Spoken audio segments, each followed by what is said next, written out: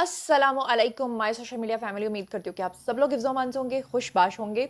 तो जनाब, ये जो इस वक्त वीडियो मैं आपके सामने रख रही हूँ, ये जो वीडियो अभी आप देख रहे हैं, ये एज़ लाइव जा रहा है क्योंकि अभी-अभी जो बहुत ही ख़तरनाक किस्म के डिटेल्स आई हैं वो आपके साथ शेयर करना बहुत ही ज़रूरी है। आपको बता दूँ कि पीटीआई के जो अपने वुज़रा हैं, उन्होंने और उनके बेटों ने मिलकर अपने बाकी साथियों को प्रिज़न वैन से छुड़वाने के लिए हमला किया है। और ना सिर्फ अपने कैदियों को छुड़वाने के लिए हमला किया है, बल्कि फायरिंग भी की है। फायरिंग के तबादले के बाद पीटीआई के जो एमएनएज़ हैं, वो भागकर कहाँ गए हैं और आया इदारों ने इसके ऊपर अब तक क्या एक्शन लिया है। और इसके अलावा और भी 2-3 खबरें हैं, जो अभी के व्लॉग में आपके साथ शेयर करूँगी। तो चलिए जनाब, शुरू करती हूँ वन बाय वन। सबसे पहले मैं आपको ये बता दूं कि इसका जिम्मेदार मैं रियासत को करार दूंगी, क्योंकि जब 9 मई का वाकया हुआ और रियासत को पता चल गया कि ये लोग दहशतगर्द हैं, ये दहशतगर्द तंजीम है, जब उनको पता चल गया कि एमक्यूएम के साथ माजी में उन्होंने क्या किया, तो वो इनके ऊपर भी पाबंदी लगा सकते थे, लेकिन नहीं लगाई गई। ज़रूरत से ज़्यादा ढील जो है वो पीटीआई को दी गई। सबसे बढ़कर आप ये देखें कि 9 मई के वाकयात में इनके अपने लोग मुलव्विस होने के बावजूद, सीसीटीवी फुटेजेस के सामने आने के बावजूद भी ये लोग झूठा प्रोपेगेंडा करके इदारों के ऊपर ही उल्टा इल्ज़ाम लगाते रहे, और उसका नतीजा आज आप लोग देख रहे हैं। जो बदतरीन हमला इन्होंने किया है, उसकी तफसीलात से मैं आपको आगाह करती हूँ। सबसे पहले बताऊं कि ये वाकया इस्लामाबाद के अंदर पेश आया है, जहां पर कैदियों की वैन्स के ऊपर इन्होंने हमला किया है। और 2 मफरूर पीटीआई एमपीएस जो हैं, उन समेत तमाम कैदी जो हैं, उन वो अब कहां तक पहुंचे हैं, उसकी तफसीलात से आपको आगाह करती हूँ। इस्लामाबाद के अंदर संगजानी टोल प्लाजा है जी। संगजानी टोल प्लाजा के ऊपर 3 कैदियों की वैन्स थीं। और सबसे पहले तो ये देखने की ज़रूरत है कि जिन लोगों ने हमला किया वो पहले से वहाँ पर घात लगा के बैठे थे। यानी कि उनको पहले से इंटेलिजेंस रिपोर्ट मिली हुई थी। इंटेलिजेंस रिपोर्ट से मुराद हमारे इदारों की रिपोर्ट नहीं है, मतलब उनके अंदर की जो इंटेलिजेंस थी, या इदारों के अंदर कौन से लोग ऐसे मिले हुए थे जिन्होंने इनको ये बताया था कि ये सब कुछ जो है, यहाँ से रूट होगा, यहाँ से कैदियों की वैन गुजरेगी और ये सब कुछ आप लोगों ने करना है। अब आपको अच्छे तरीके से पता है कि ये कितने अरसे से ये कह रहे थे कि जनाब, इसी तर्ज का हमला हमने अडयाला जेल पे करके इमरान खान को भी छुड़वा के लेके जाना है। लेकिन मेरे ख्याल से शायद इदारे समझ रहे थे कि इतनी जुर्रत नहीं है, मगर आज आप देख लें कि ये उसी जुर्रत का एक नतीजा है कि संगजानी टोल प्लाजा के ऊपर 3 कैदियों की वैन्स के ऊपर नामालूम मुल्जिमान ने हमला किया। अब जाहिर बात है, एफआईआर कटेगी तो नामालूम मुल्जिमान लिखा जाएगा, जबकि हकीकत यह है कि उनका ताल्लुक पीटीआई से है। वो कैसे, मैं आपको अभी बताती हूँ। अब ये मुल्जिमान जो हैं, ये फरार होने वाले पाकिस्तान तहरीके इंसाफ के 2 अरकान सूबाई असम्बली समेत बाकी जो कैदी हैं, उनको फरार करवा रहे थे। उनको वहां से निकाल के कह रहे थे आप लोग फरार हो जाएं। पुलिस जराये के मुताबिक उन्होंने बताया कि डी चौक में जो एहतजाज इन्होंने लास्ट टाइम किया था, उसमें 82 यानी 82 मुल्जिमान को अदालत में पेशी के बाद अटक जेल मुंतकिल किया जा रहा था। ये तमाम वो कैदी थे जिनको अटक जेल मुंतकिल किया जा रहा था। साथ ही आपको बताती जाऊं कि संगजानी टोल प्लाजा के ऊपर ये जो 3 कैदियों की वैन्स हैं, इस पर इन अफराद ने धावा बोल दिया, हमला कर दिया, और हमले में पीटीआई के 3 एमपीएस समेत जो बाकी जो कैदी थे, वो सारे के सारे उस वैन से निकल के फरार हो गए। अब आपको बताऊं कि जो वैन है, उसके अंदर कौन कौन से लोग थे। आप कहोगे कि ऐसे ही जुनैरा बोल रही है, तो मैं उनके नाम भी आपके सामने ले लेती हूँ जनाब। कैदियों की वैन में एमपीए अनवर जेब थे, लियाकत यासिर कुरैशी उसमें मौजूद थे, जबकि वैन में गिरफ्तार सरकारी मुलाजमीन और पुलिस अहलकार भी थे। अब मैं आपको बता दूं, ये पुलिस अहलकार कौन थे। ये वो पुलिस अहलकार थे जिन्हें अली अमीन गंडापुर जो हैं, वो सिविलियंस के कपड़े पहनाकर केपीके की पुलिस को इस्तेमाल करने के लिए साथ लेकर आए थे। और एमपीएस वो थे जो इस काफिले को लीड कर रहे थे, और लोग वो थे जो पीटीआई के सपोर्टर थे, जो इनके साथ जो है वो डी चौक पहुंचने के लिए रास्ते में जगह जगह बदतमीजी और बेहूदगी करते आए थे। पुलिस जराये का कहना यह है कि कैदियों की वैन्स के संगजानी टोल प्लाजा पहुंचने से पहले ही मुल्जिमान ऑलरेडी वहां पर मौजूद थे, और इससे भी बढ़कर यह कि मुल्जिमान ने फौरी तौर पे वहां पर फायरिंग की। हमले में मुल्जिमान ने फायरिंग करके प्रिजन वैन्स जो थी, जिनके अंदर कैदी बैठे हुए थे, उनके टायर्स को बस्ट किया, गाड़ियों के टायर्स को बस्ट किया। और उसके बाद पुलिस जराये ने बताया कि मुल्जिमान की फायरिंग से मुतादिद पुलिस अहलकार जख्मी भी हो गए।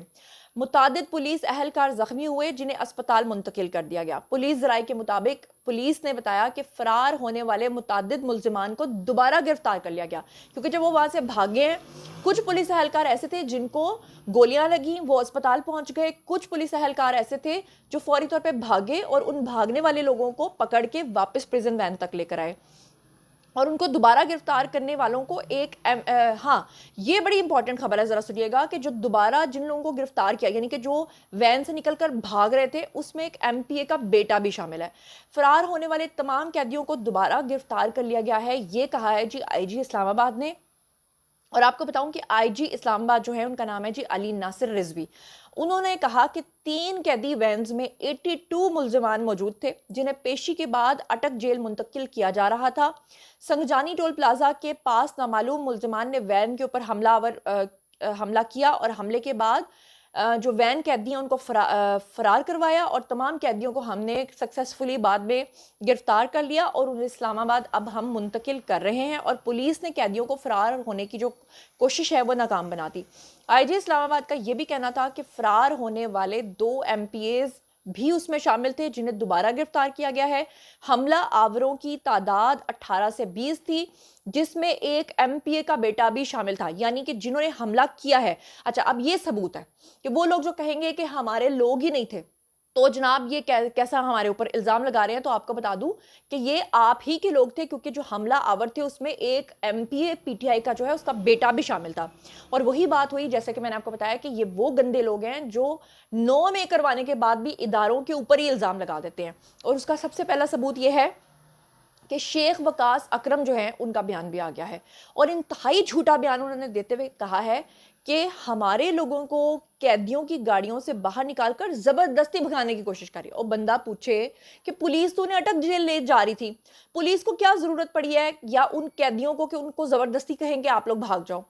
और उन्होंने कहा हमारे लोग डट गए हैं और भागने से इनकारी हैं, सब वहीं खड़े हैं। तमाम मीडिया वहां पर पहुंचे और पीएस तरनोल की हदूद में, यानी कि झूठ ये बोला जा रहा है कि पहले इनके लोग भागे और फिर उसके बाद उनको पकड़ा गया, दोबारा उनको वहां लाया गया। तो ये झूठ बोल रहे हैं कि वो तो वहीं खड़े थे।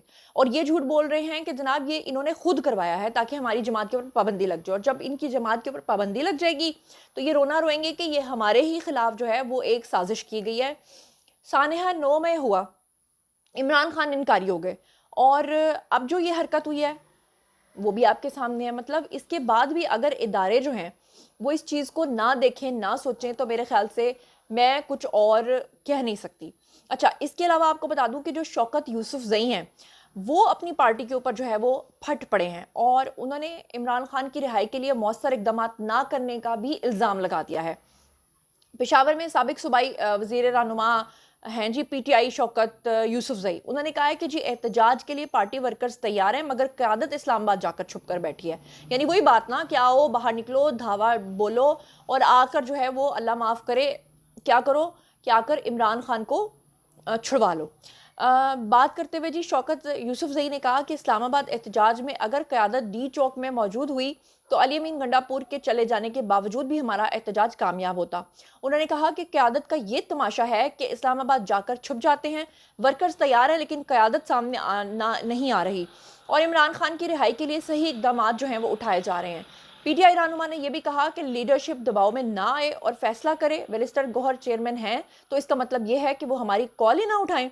मैंने पार्टी में 36 साल गुजारे मगर पार्टी फैसलों में हमारी तजवीज़ की कोई अहमियत ही नहीं है। यानी आपस में लड़ लड़ के, आपस में मर मर के और आपस में खप रहे हैं।